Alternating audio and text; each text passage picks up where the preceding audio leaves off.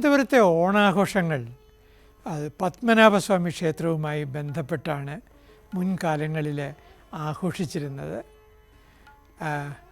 ഓണമാകുമ്പോഴേക്കും അവിടെ പത്മനാഭസ്വാമിക്ക് ഓണവില്ലുകൾ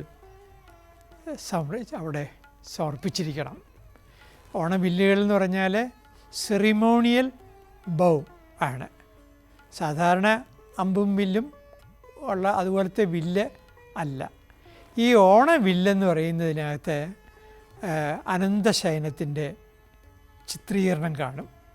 പഴയ കാലത്താണെങ്കിൽ നാച്ചുറൽ കളർ നിറങ്ങൾ കൊണ്ട് പ്രകൃതിദത്തമായ ചായങ്ങൾ കൊണ്ടായിരുന്നു ഓണവില്ലിൽ അനന്തശയനത്തെയും ഗരുഡനെയും അതുപോലെ ശ്രീദേവിയെയും ഭൂദേവിയെയും വരച്ചിരുന്നത്. തെക്കേടത്തെ നരസിംഹസ്വാമിക്ക് സമർപ്പിക്കാനായിട്ട് മഹാവിഷ്ണുവിൻ്റെ അവതാരങ്ങൾ ചിത്രീകരിച്ചിരുന്നു. തിരുവമ്പാടിയിലെ കൃഷ്ണനെ സമർപ്പിക്കാനായിട്ട് ശ്രീകൃഷ്ണൻ്റെ ബാലലീലകൾ വരച്ച വില്ലുകളായിരുന്നു സമർപ്പിച്ചിരുന്നത്. ഇത് പത്മനാഭസ്വാമി ക്ഷേത്രത്തിൻ്റെ നിർമ്മാണത്തിലും എല്ലാം ഗണ്യമായ പങ്ക് വഹിച്ചിരുന്ന വിശ്വകർമ്മ കുടുംബം ഉണ്ട്. അതിനകത്ത് തോട്ടകത്ത് ആശാരിമാർ എന്നാണ് അവരെ പഴയ രേഖകളിൽ കാണുന്നത്. ഈ തോട്ടകത്ത് ആശാരിമാരാണ് ആയിരുന്നു ഓണവില്ല് ആദ്യമായിട്ട് സമർപ്പിച്ചിരുന്നത്. പിന്നെ ഈ തോട്ടകത്ത് കുടുംബം പലതായിട്ട് വിഭജിക്കപ്പെട്ടു. അപ്പോൾ ഈ അവകാശവും അതിലെ അപ്പോഴത്തെ പ്രധാന കുടുംബത്തിന് മാറുകയാണ് വരുന്നത്. നമുക്ക് ഓണവില്ലിനെ പറ്റി നമുക്ക് ചില പരാമർശങ്ങൾ മതിലകം രേഖകളിൽ നിന്ന് കാണാൻ സാധിക്കും. അതിലൊന്നാണ് കൊല്ലവർഷം 677 ചിങ്ങമാസം ഞായറാഴ്ച 27 അവിടെ പുത്തനങ്ങാടിയിൽ അതിൽ കണ്ണാളൻ മാദേവൻ കുമാരൻ ആചാരി ആണ് ഓണവില്ല് സമർപ്പിക്കുന്നത്. ഞാൻ ഒന്നുകൂടി പറയാം. കൊല്ലവർഷം 677 ചിങ്ങമാസം ഞായർ 27 പുത്തനങ്ങാടിയിൽ കണ്ണാളൻ മാദേവൻ കുമാരൻ ആചാരി. ഈ പുത്തനങ്ങാടി എന്ന് പറയുന്നത് അന്നത്തെ മണക്കാട്ടെ ചന്തയുടെ പേരാണ്. ഇപ്പോൾ മണക്കാട്ടിനടുത്ത് ഇന്നും തോട്ടം എന്ന് പറയുന്ന ഒരു സ്ഥലം തന്നെ ഉണ്ട്. ആ തോട്ടം എന്ന് പറയുന്ന സ്ഥലത്തായിരുന്നിരിക്കണം ഈ തോട്ടകത്തെ വിശ്വകർമ്മ സമുദായത്തിൽപ്പെട്ടവർ താമസിച്ചിരുന്നത്. അതാണ് ഈ ഓണവില്ലായിരുന്നു അന്നത്തെ തിരുവനന്തപുരം ഓണവില്ലിൻ്റെ സമർപ്പണം. ഈ ഓണവില്ല് സമർപ്പിക്കുമ്പോൾ അത് രാജാവല്ല അത് ഏറ്റുവാങ്ങുന്നത്, രാജാവിൻ്റെ പ്രതിനിധിയാണ് അത് വാങ്ങുന്നത്. അത് ഇന്നത്തെ ക്ഷേത്രത്തിൻ്റെ കിഴക്കേ നടയിൽ അവർ പ്രധാന വാതിൽ കടന്ന് ബലിക്കൽ മണ്ഡപത്തിൻ്റെ അടുത്തേക്ക് വരുമ്പോൾ അത് കാവൽ കുറുപ്പാണ് വാങ്ങുന്നത്. കാവൽ കുറുപ്പ് അത് അവർ കൈതവിളാകത്ത്, അതായത് ഇന്നത്തെ കൈതമുക്കിലാണ് താമസിച്ചിരുന്നത്. ആ കൈതമുക്കിൽ താമസിച്ചിരുന്ന കൈതവിളാകത്ത് വീട്ടിലെ കാവൽ കുറുപ്പ് ആണ് ഈ ഓണവില്ല് വാങ്ങുന്നത്. അത് പിന്നീട് സ്വാമിയാർക്ക് കൊടുക്കും. സ്വാമിയാർ എന്ന് പറഞ്ഞാൽ ഹെഡ് പ്രീസ്റ്റ് അത് പ്രധാനപ്പെട്ട പെരിയ നമ്പിക്ക് കൊടുക്കും. പെരിയ നമ്പി അത് സമർപ്പിക്കും. അത് കഴിഞ്ഞ് അതിൻ്റെ സമർപ്പണവും ഓണം കഴിയുന്നതോടുകൂടി അത് രാജകുടുംബത്തിന് തിരിച്ച് കൊണ്ടുപോകാം.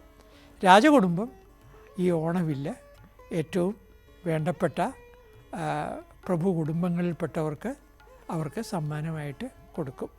തിരുവനന്തപുരത്തെ പത്മനാഭപുരം കൊട്ടാരത്തിൽ പഴയ കാലത്ത് ഇങ്ങനെ സമർപ്പിക്കപ്പെട്ട കുറേ ഓണവില്ലുകൾ നമുക്ക് അവിടെ കാണാൻ സാധിക്കും. അത് കഴിഞ്ഞിട്ട് തിരുവനന്തപുരത്തെ ഈ പത്മനാഭസ്വാമി ക്ഷേത്രത്തിൽ തിരുവോണത്തിന് അനേകം ചടങ്ങുകളുണ്ട്. അന്ന് മേനി തുലാപ്പായസം വയ്ക്കും. സദ്യ തന്നെയുണ്ട് ഭഗവാന് ഉപദേവന്മാർക്ക്. അതുപോലെ തന്നെ ആ സദ്യ ബ്രാഹ്മണർക്ക് കൊടുക്കും. അന്ന് സൗജന്യമായ ഭക്ഷണം ബ്രാഹ്മണർക്ക് കൊടുത്തിരുന്നു. അതെല്ലാം ഇന്നത്തെ ശീവേലി മണ്ഡപത്തിൽ ഇരുന്നാണ് ഭക്ഷണം കഴിച്ചിരുന്നത്. അത് കഴിഞ്ഞിട്ട് ഓണക്കോടി ദേവന് ചാർത്തും. അത് കഴിഞ്ഞിട്ട് ആ ഓണക്കോടി തിരിച്ച് രാജകൊട്ടാരത്തിൽ കൊണ്ടുപോകും. അത് വലിയ ആദരപൂർവ്വം ആ ഓണക്കോടി, പത്മനാഭന് ചാർത്തിയ ഓണക്കോടി അത് രാജകുടുംബം ഏറ്റ് വാങ്ങും.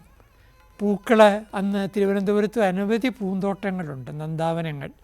ഈ നന്ദാവനങ്ങളിൽ നിന്നുള്ള പൂക്കളാണ് ഉപയോഗിച്ചിരുന്നത്.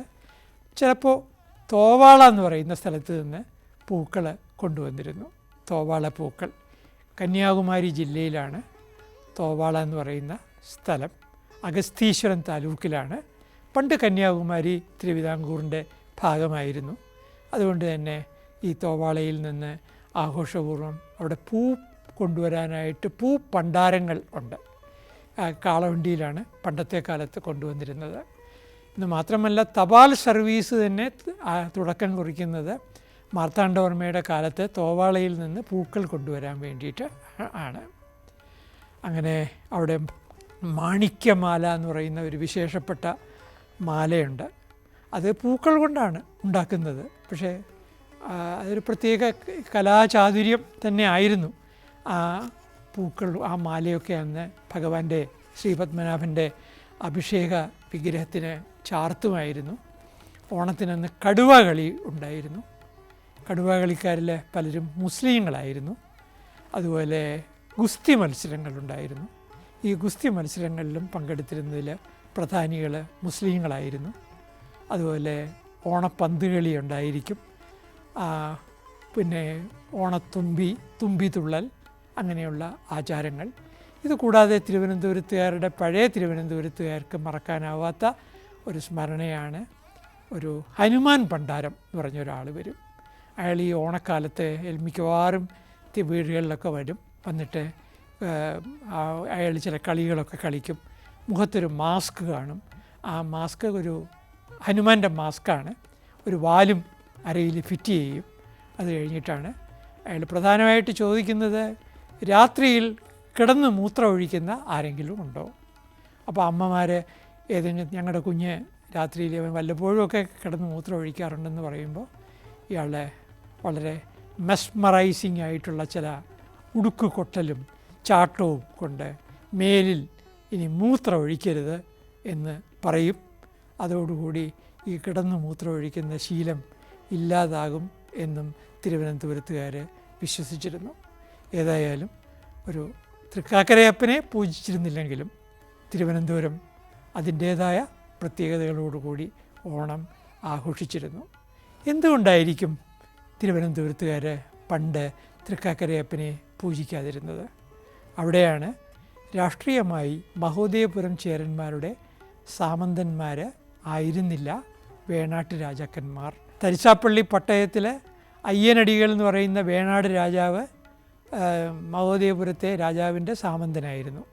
അപ്പോൾ തിരുവനന്തപുരം പ്രദേശങ്ങൾ ഈ പറയുന്ന തെൻ വേണാടിൻ്റേതായിരുന്നു എന്നും തെൻ വേണാട് ഒരിക്കലും മഹോദയപുരത്തെ ചേരന്മാരുടെ സാമന്തന്മാർ ആയിരുന്നില്ല എന്നും തൃക്കാക്കരയപ്പനെ തിരുവനന്തപുരത്തുകാർ പൂജിക്കാത്തതിൽ നിന്ന് മനസ്സിലാക്കാൻ കഴിയും.